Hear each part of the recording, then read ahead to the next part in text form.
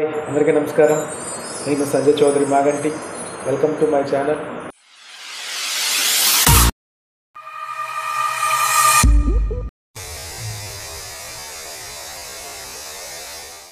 ఏంటంటే front part ఒక customer front part ఒక చిన్న ఆర్డర్ చెప్పిందనమాట.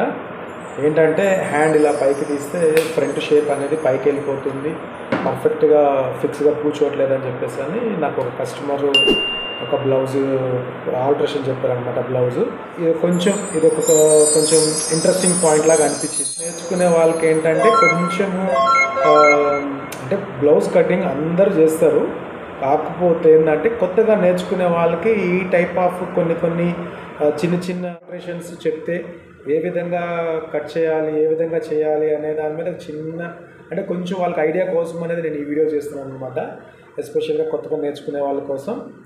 అయితే ఈ వీడియోలో పూర్తిగా నేను ఆ ఫ్రంట్ పార్ట్ అనేది ఏ విధంగా షేప్ అనేది ఏ విధంగా నేను పెంచాను, ఏ విధంగా ఆ ప్రాబ్లం అనేది సాల్వ్ చేశాను అనేది ఈరోజు టాపిక్ అనమాట.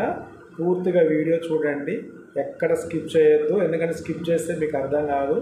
పూర్తి వీడియో వాచ్ చేయండి, మీకు ఈ వీడియో కంపల్సరీగా యూస్ఫుల్ ఉంటుందని చెప్పేసి అనుకుంటున్నాను. టోటల్గా 7 బ్లౌజెస్ కట్ చేసాము. ఫ్రంట్ పార్ట్ అంటే బ్యాక్ పార్ట్ ద్వారానే ఫ్రంట్ పార్ట్ తీయాలి. ఏదైతే మనం మార్కింగ్ చేసామో బ్యాక్ పార్ట్, ఆ బ్యాక్ పార్ట్ అనేది ఫస్ట్ తీసుకోవాలి. ఎప్పుడైనా ఫస్ట్ ఒకటి గమనించండి, మనం బ్లౌజ్ కట్ చేసే ముందు బ్లౌజ్ చూసుకోవాలి, ఇది క్రాస్ కటింగా స్ట్రైట్ కటింగా అనేది కంపల్సరీగా మనం చెక్ చేసుకోవాలి. ఇది క్రాస్ కటింగ్ అనమాట. ఇప్పుడు మనం క్రాస్ కట్ చేయాలి. అయితే మనం ఫ్రంట్ పార్ట్ కట్ చేస్తామో లైనింగ్ క్లాత్ అనేది ఇలా స్ట్రైట్గా ఉండాలన్నమాట. మనం మార్కింగ్ వేసిన కట్ చేసుకున్నటువంటి బ్యాక్ పార్ట్ని ఇలా క్రాస్కి వేస్తే క్రాస్ కటింగ్, అదే ఇలాగ స్ట్రైట్గా వేస్తే స్ట్రైట్ కటింగ్ అనమాట. అంతే. ఇప్పుడు మనం మెజర్మెంట్ బ్లౌజ్ క్రాస్ ఉంది కాబట్టి ఇప్పుడు మనం క్రాస్ కట్ చేస్తున్నాం. ఏ సైడ్ అయితే మనం హ్యాండ్స్ కట్ చేస్తామో ఆ సైడ్ పర్ఫెక్ట్ క్రాస్ వస్తుంది అనమాట. ఆ రౌండ్ షేప్ దగ్గర ఇప్పుడు నేను ఈ బ్యాక్ పార్ట్ అనేది హ్యాండ్స్ కట్ చేసే ప్లేస్లో ఇలా పరిచేసాను అనమాట. పర్ఫెక్ట్గా క్రాస్ కటింగ్ వస్తుంది. ఈ పరిచేసిన తర్వాత బ్యాక్ పార్ట్ ప్రకారంగా షోల్డర్ దగ్గర ఒక mark line, back side neck side ఒక మార్క్ లైను, ప్లస్ నడుం దగ్గర కూడా స్ట్రైట్ వద్దు, కొంచెం క్రాస్ ఆ విధంగా మార్క్ చేసేసుకోండి. ఇంకొకటి షోల్డర్ దగ్గర కాటు పెడతాం కదా, ఆ కాటు దగ్గర ఒక చిన్న టిక్, ఆ టిక్ దగ్గర ఏంటంటే మార్జిన్ ఒరిజినల్కి ఒక వీల్ మార్క్ చేసేసుకోండి. ఆర్మ్ హోల్ కూడా సేమ్ యాజ్ ఇట్ ఈస్గా మార్కింగ్ వేసేసి ఇప్పుడు బ్యాక్ పార్ట్ తీసేద్దాం.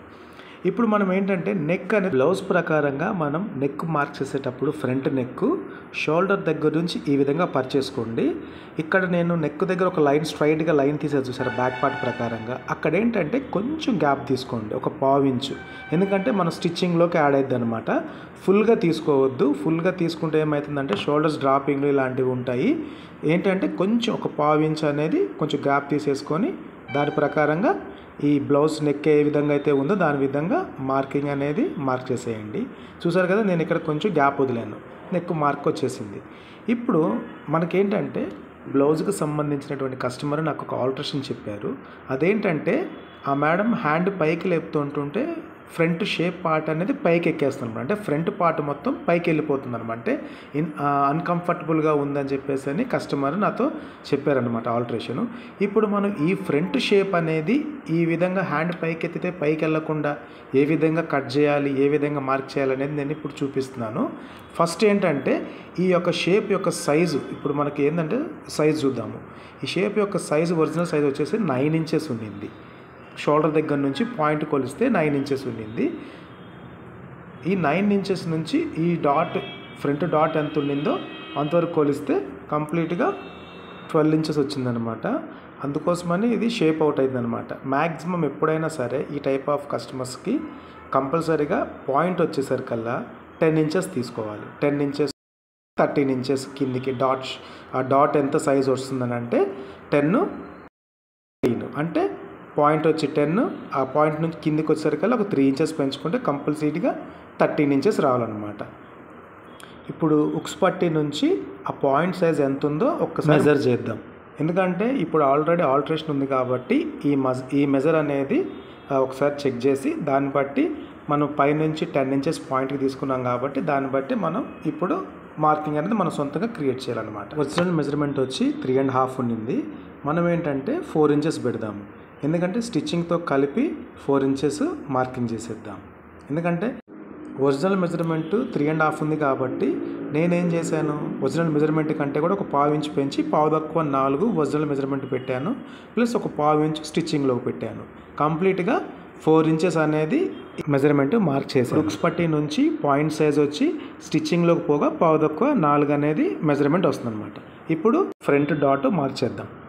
బ్లౌజ్కి ఒరిజినల్గా 1/2 ఇంచే ఉంది. నేనేం చేశాను, 1 ఇంచ్ అంటే కంప్లీట్గా 2 ఇంచ్ డాట్ ఇచ్చాను అనమాట.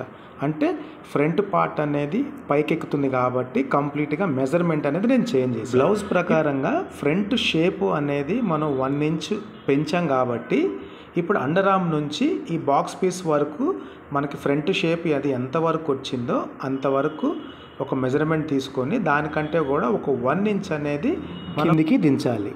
ఫ్రంట్ పాయింట్ 1 ఇంచ్ పెంచాం కదా, దానివల్ల ఈ ఫ్రంట్ మొత్తం ఏది కింది ఆ బాక్స్ పీస్ వదిలేసేసి కంప్లీట్గా ఫ్రంట్ పార్ట్ అనేది కంప్లీట్గా ఒక 1 ఇంచ్ అనేది కిందికి దించుకోవాలి.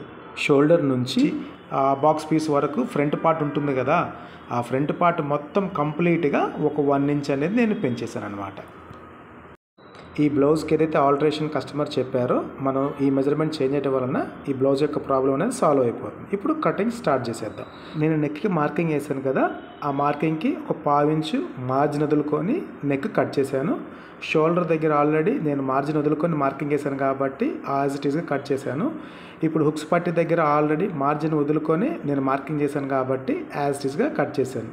కింది మొత్తం అంతా మార్జిన్ అయితే కంప్లీట్గా కట్ చేశాను అనమాట. నెక్ ఒక్క దగ్గరనే నేను మార్జిన్ పెట్టాను, మిగతాదంతా మార్జిన్స్ యాడ్ అయిపోయినాయి కాబట్టి యాజ్ ఇట్ ఈస్గా మార్కింగ్ ప్రకారం కట్ చేశాను. ఫ్రంట్ సైడ్కి వచ్చేసరికల్లా హ్యాండ్స్ దగ్గర కంప్లీట్గా ఫ్రంట్ పార్ట్కి షేప్ కంప్లీట్ తీయాలి. మొన్న మార్కింగ్ ప్రకారంగా ఒక 1/2 ఇంచ్ అనేది కొంచెం లోతు తీసుకోవాలి కంపల్సరీగా. అది అందరికీ తెలిసిందే. ఎందుకంటే కొంచెం కొత్త వాళ్ళకి ఏంటంటే కొంచెం చిన్న డౌట్స్ ఉంటాయి కాబట్టి వాళ్ళ కోసమని ఒక 1/2 ఇంచ్ వరకు అయితే కొంచెం లోతు తీసుకోండి చాలు. మంచి ఎక్కడైతే మనం డాట్ పెట్టుకున్నామో ఆ డాట్ మార్కింగ్ దగ్గర ఒక చిన్న కాటు పెట్టేసేయండి. ఇప్పుడు కంప్లీట్గా హుక్స్ పట్టీ దగ్గర నుంచి ఒక డాట్ మార్కింగ్ చేసేసుకోండి, ఒక కాటు పెట్టేసుకోండి. అలా ఆర్మ్ హోల్ సైడ్ కూడా స్ట్రైట్గా ఒక మార్కింగ్ పెట్టేసుకోండి. కింద మనం ఏదైతే షేప్ ఇచ్చామో ఫ్రంట్ పాయింట్ షేప్ అక్కడ మార్కింగ్ పెట్టేసుకోండి. ఇంకా ఫ్రంట్ అంతా యాజ్ యూజువల్ అనమాట కంప్లీట్గా. ఇక్కడ ఈ వీడియోలో నేను చెప్పదలుచుకుంది ఏంటంటే ఫ్రంట్ పార్ట్ షేప్ అనేది పైకి ఎక్కేస్తుందని చెప్పి కస్టమర్ చెప్పినటువంటి ప్రాబ్లం కాబట్టి ఈరోజు వీడియోలో నేను ఆ యొక్క ప్రాబ్లం ఏ విధంగా సాల్వ్ చేయాలనేది, ఈ ఫ్రంట్ పార్ట్కి మెజర్మెంట్స్ ఏ విధంగా చేంజ్ చేయాలనేది నేను ఈ వీడియోలో పూర్తి డీటెయిల్స్ చెప్పానమాట. ఈ వీడియో మీకు నచ్చుతుందని నా హోప్. ప్లీజ్ లైక్ చేయరా, షేర్ చేయరా, సబ్స్క్రైబ్ చేసుకోరా. కంపల్సరీగా కామెంట్ సెక్షన్లో కామెంట్ చేయండి ఆ వీడియోస్ ఎలాగున్నాయని. ఓకే బాయ్, నెక్స్ట్ వీడియోలో కలుద్దాం.